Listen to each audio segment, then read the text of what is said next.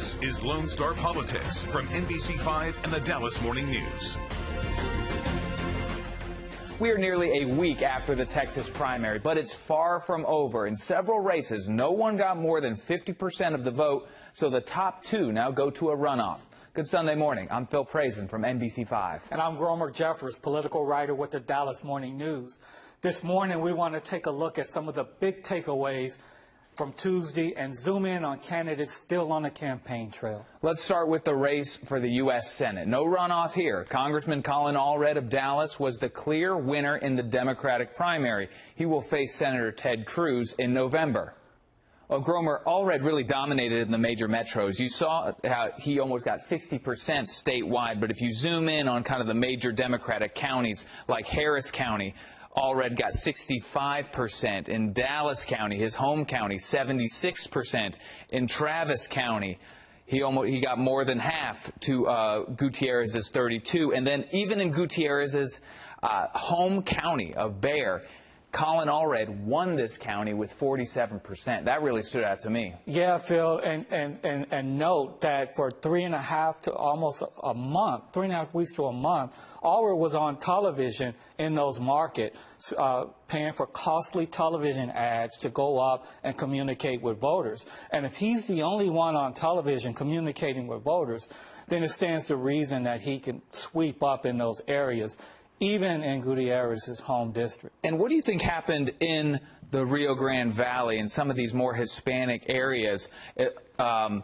So like this in Hidalgo County, Roland Gutierrez, state senator, got 30%. Mark Gonzalez just on his tail at 27.5%. It's a similar story over here in Cameron County and in other parts of the Rio Grande Valley. It was close down there. Yeah, and that's a reflection of 9 candidates in the race, multiple Latino candidates in the race, and then Allred with his money a factor everywhere, including the Rio Grande Valley. And so Roland Gutierrez had to split votes with other candidates. Allred had his strong base intact, so he was able to perform well almost everywhere in the state. And just before the State of the Union this week, we asked Congressman Allred about now the pivot to November. Here's what he had to say. And I want to talk to every Texan because I think the stakes are so high in this election. Our freedoms are under attack. We have to restore those freedoms, including the right to make your own health care decisions and access to an abortion, protecting our democracy and the right to vote, making sure that if you work hard and play by the rules, you can get ahead. All of that is on the ballot here. And we have a senator who I think has spent his time pitting us against each other and really trying to make himself the story instead of trying to help Texans. That'll change when I'm in the Senate. Allred went on to say that he is looking to build a broad coalition to make sure that all Texans are represented. I have voted Democrat my entire life. I've been elected sheriff, Democratic sheriff for the last 28 years. And I support Ted Cruz. I'm voting for Ted Cruz. I'm sick and tired of the way the economy is going. In response to Allred's win, Senator Cruz launched Democrats for Cruz, where he showcased people who say they used to be Democrats but will vote for Senator Cruz, signaling he will also try to win moderates in the middle like Colin Allred plans to do.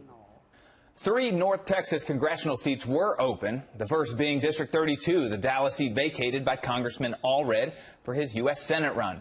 On the Republican side, David Blewett and Darrell Day are headed to a runoff. Democratic State Representative Julie Johnson narrowly avoided a runoff and is favored to win in the general election. There are so many issues that people need us to fix in this race, that people need us to fix in this country, that we're going to do because we're going to win this race.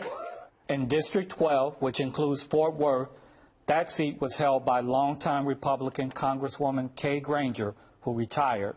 Democrat Trey Hunt wins this race with 58% of the vote.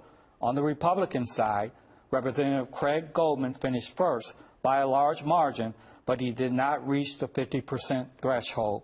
He'll face John O'Shea in the May runoff. The winner of that race will likely take the seat. In Denton County, the November ballot is set for the 26th district, seat up for grabs after Republican Congressman and Dr. Mike Burgess decided it was time to move on. The Democratic race was uncontested. Ernest Lineberger III will face off with Republican Brandon Gill. Gill defeated 10 Republicans and finished with more than 58% of the Republican primary vote, a strong showing. He ran with the support of former President Donald Trump and U.S. Senator Ted Cruz. Here's what he said after his big win. President Trump is the leader of the Republican Party. He's the leader of the conservative ideological movement right now. And the people of Texas 26 recognize that, and they want somebody who's going to have President Trump's back. They want somebody who's going to be a fighter in Washington, who's going to join the Freedom Caucus, who's going to stand up for Senator Ted Cruz. And that's exactly what I'm going to do. So we're feeling good. And Gromer, these were crowded races. I thought they were going to go to a runoff, but Brandon Gill and Representative Johnson really punched through the crowd. Very impressive, considering the number of people in both races. That is hard to do, to win a crowded field like that without a runoff. So hats off to them. And they did it in different ways and against formidable competition. There were clear alternatives in those races, but they broke through the pack and won without a runoff. Hard to do. On the state level, Governor Abbott spent millions to support primary challengers of anti-school choice voucher Republicans. The governor needed 13 more votes to reach a 76-vote majority for his plan in the Texas House. And it looks like if his candidates win in several of the runoffs, he may get that number. Take a look at the Republicans one step closer to Austin, just weeks after winning a special election against Brent Money in order to finish the term of expelled state representative Brian Slayton. Jill Dutton fell in a primary rematch to Money. Mike Alcott defeated incumbent Representative Glenn Rogers in the House District 60 rematch. In 2022, Rogers narrowly beat Alcott in a runoff. Another rematch in Grayson County. This time, former Dallas salon owner Shelley Luther defeated State Representative Reggie Smith. She lost to him in the primary 2 years ago. And with some high drama at the end, Attorney General Ken Paxton's impeachment lawyer, Mitch Little, was the favorite over State Representative Kronda Timish, despite her having the backing of Governor Abbott. And big bucks were spent on Texas House races, more than $25 million, Gromer, coming from outside groups. That includes the governor. Funds came in to defend incumbents after a hard vote to impeach Attorney General Ken Paxton, and then there was that intense battle over Governor Abbott's school voucher plan. $25 million, Gromer. That does not include the money spent by the individual candidates themselves. These are just the big groups. Yeah, and that money impacted the race, and that's why Abbott is sitting pretty now. He doesn't have to do a lot in the runoffs to get the votes necessary for his school choice plan. And Paxton had a couple of critical wins. You mentioned the Mitch Little race. Big win for Paxton there. Another race we're watching, the runoff between the incumbent sheriff and her predecessor. We talk with both Dallas County Sheriff Marion Brown and former Dallas County Sheriff Lupe Valdez. Next on Lone Star Politics. Jim Skinner will remain the Collin County Sheriff after earning more than 85% of the vote. There was no Democratic primary. In Tarrant County, Sheriff Bill Wayborn will face Democratic candidate Patrick Moses in November. Moses won his race with just shy of 55% of the vote. And then in Dallas County, a runoff election for sheriff. It pits incumbent Dallas County Sheriff Marion Brown versus the woman who recommended her for the job, her predecessor. Former Sheriff Lupe Valdez backed Brown when she stepped down to run for Texas governor in 2018. Valdez was the Democratic nominee but lost to Governor Greg Abbott.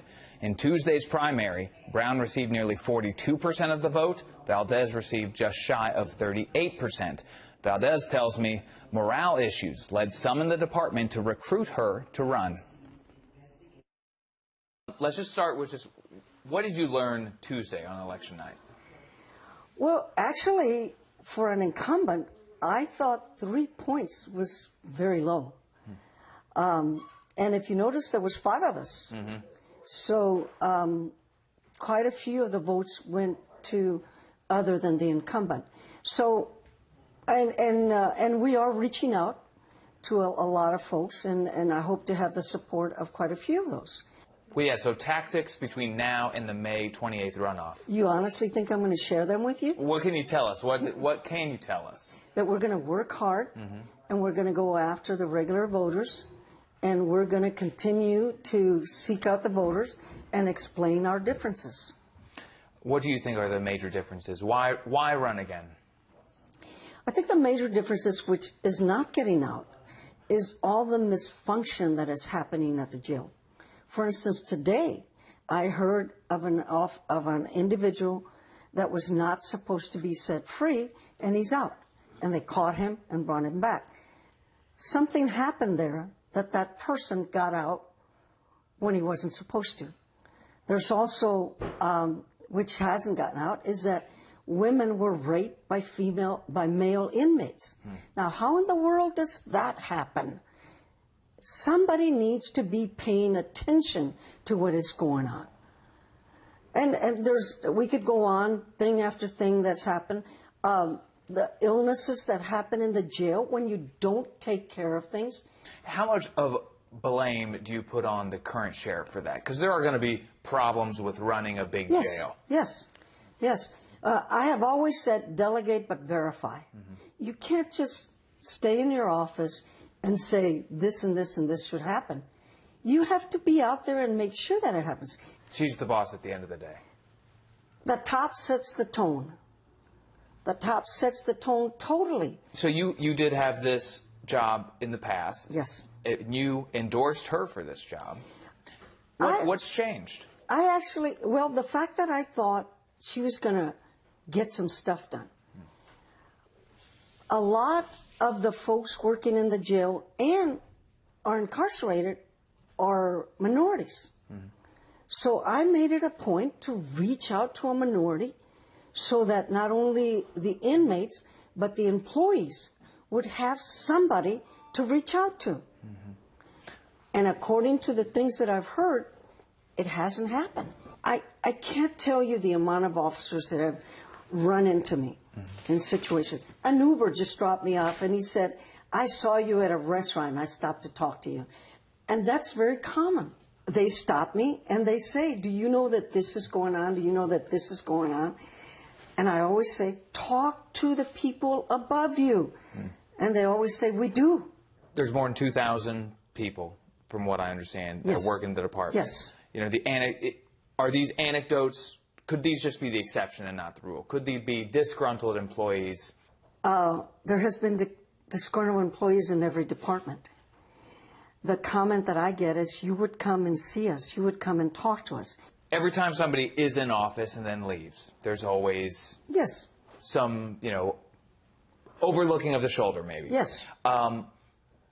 Is she doing a worse job, or is it just a different job than you would do? I think the officers would have to answer that one. Of course, we're all biased. And so both of us are going to say we did a better job. So I think who you need to ask is not only the officers, but all of the companies who deal with the Sheriff's Department, all of the courts who deal with the Sheriff's, the DA, all of these folks who work with the department or who are in the department are the ones to make that difference. And you think that they would pick you over her? Yes, no question. Sheriff Brown, on the other hand, tells me the department's come a long way since the feds oversaw the jail under her predecessor years ago, especially with recent technical upgrades in the past few years. What was your big takeaway from election night? Well, that said that there are people who believe in the work that I am putting in, and they trust me to continue to do that work. So from here, 12 more weeks of campaigning, roughly? Yes. What's your plan from there? What will you be doing?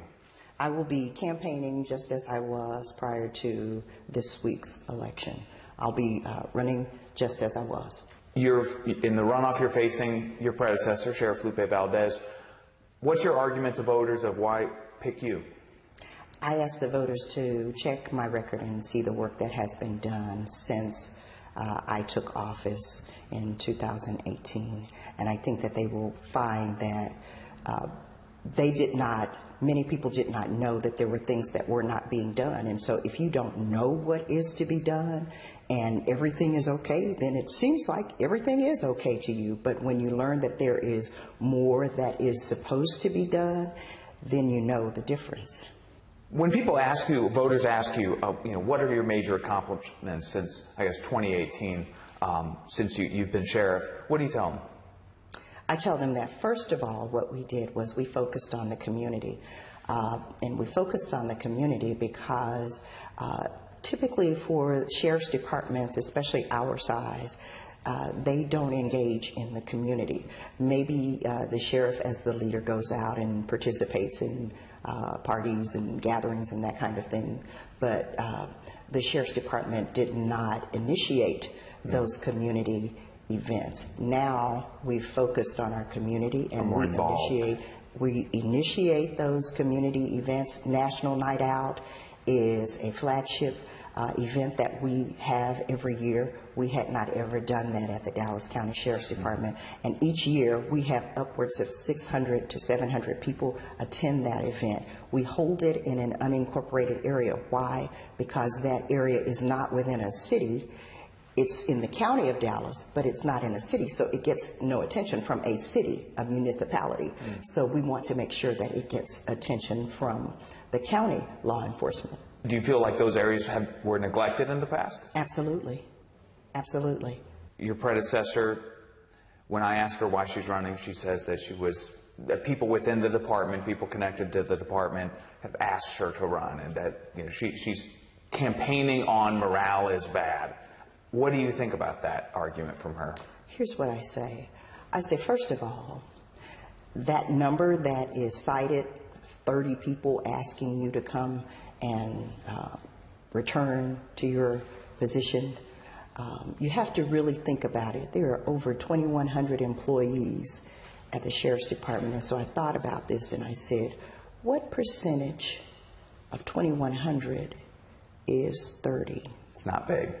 Not at all. That's what I say. The second thing that I say is anytime you have an agency, a company that has numerous employees, you are going to have some employees that you don't satisfy, that you don't make happy. And so you have to do little things like what we did, even during COVID, like have Employee Appreciation Week, things like that, to say to them that you acknowledge and appreciate them. But even in doing things like that, you're not going to please everybody. We understand that. Is there a big example that you point to when somebody says, 6 years ago, this didn't work, Absolutely. And now this, yeah? Absolutely.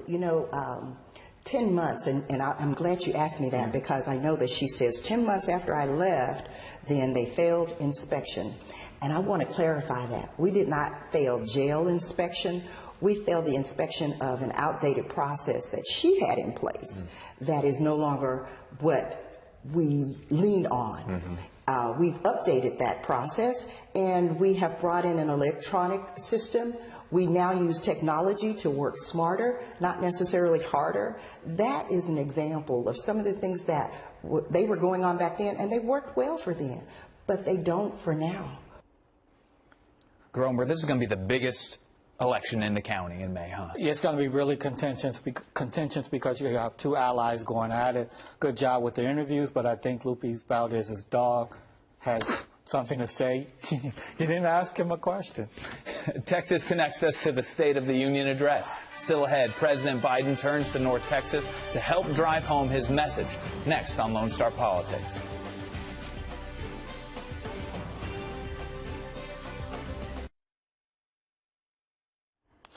President Biden turned to Texans to drive home points during his State of the Union address. Kate Cox, a Dallas area woman who unsuccessfully sued Texas for permission to end a pregnancy after receiving a lethal fetal diagnosis, was the guest of the First Lady. Also in the chamber, Jasmine Casares, whose 9-year-old sister was killed in the Uvalde school massacre. And there is the border crisis. We can fight about fixing the border, or we can fix it. My lifetime has taught me to embrace freedom and democracy. Now other people my age see it differently. The American story of resentment, revenge, and retribution, that's not me. Some Republicans groaned or outright heckled, while others simply walked out. And from his Truth Social site, former President Trump criticized the address as it happened. Meanwhile, this from former Dallas Mayor turned No Labels National Convention Chair, Mike Rollins. He says the third-party organization will move forward with forming a presidential ticket to run in the election against Biden and Trump. We expect to learn more on Thursday. So the State of the Union address, No Labels 2024, it's on right now. It's on. And, you know, Mike Rollins, your former Dallas mayor, that's interesting. We'll see what impact No Labels or a third-party candidate will have in this 2024 race. That's all the time we have. Thanks for joining us.